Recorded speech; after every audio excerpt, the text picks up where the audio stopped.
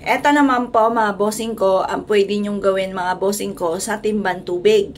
Bago kayo maligo mga bossing ko, ay lagyan nyo po ito ng asin mga bossing. Ngayon po, ganito lang po ang gagawin po ninyo mga bossing. Diyan na yun, may asin na.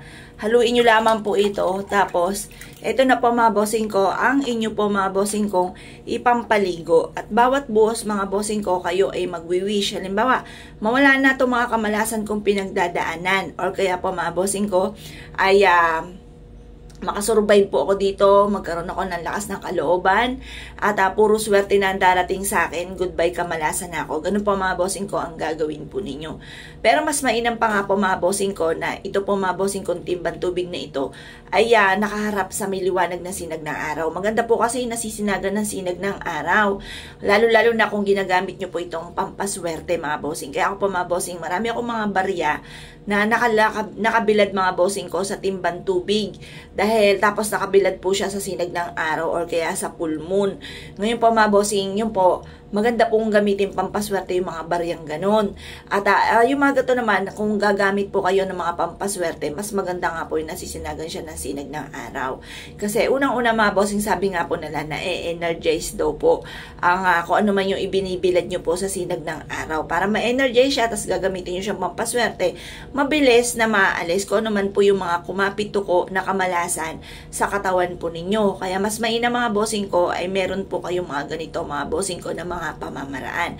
Makakatulong po ito upang sa ganon mas mabilis kayo na maka-attract ng swerte sa pangkalahatan. Swerte sa pera, swerte sa kalusugan.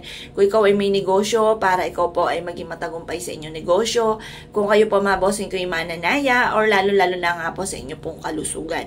Dahil sa panahon ngayon mga bossing ko, talagang kailangan ingatan natin ang ating kalusugan. Unang-una, napakamahal mga bossing ko na magkaroon ng sakit. Kaya kailangan mahalin na ating kalusugan, maingat sa laging mga kinakain, ingat sa araw-araw mga bossing, mag-uulang panalangin bago umalis ng inyong tahanan.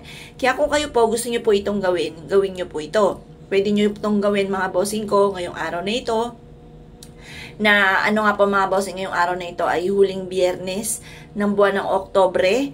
Pwede rin naman po ito sa full moon sa October 29 mga bossing ko ng alas 7 ng gabi mga bossing. Pagkatapos makakatulong po ito mga bossing ko upang sa ganon, sa darating na November ay mas siksikliglig at umaapaw at maraming blessing ang dumating po sa inyo. Kung ito po ay never nyo pang hindi nagagawa, subukan nyo po ito at ito po ay mapapasin ninyo na iaadya ka naman lagi kung saan lagi ikaw ay suswertin. Bukod sa panalangin ng taimtim, pag-iingat mga bossing at pagiging positibo. Kasi alam nyo po ba mga bossing ko, nagpapakain sa utak natin. Ayun nga po yung isipan natin na tayo ay maging positibo. Kasi kung positive ang nasa isip, positive din po ma-absorb po natin mga bossing. Kaya ako mga bossing, positive lamang. Magiging okay lahat mga bossing ko. At yun nga po mga bossing ko, gagaling na ang aking anakis na maganda. At ganoon din po, magiging okay ang lahat mga bossing. Kayo din po mga bossing, basta positive lamang.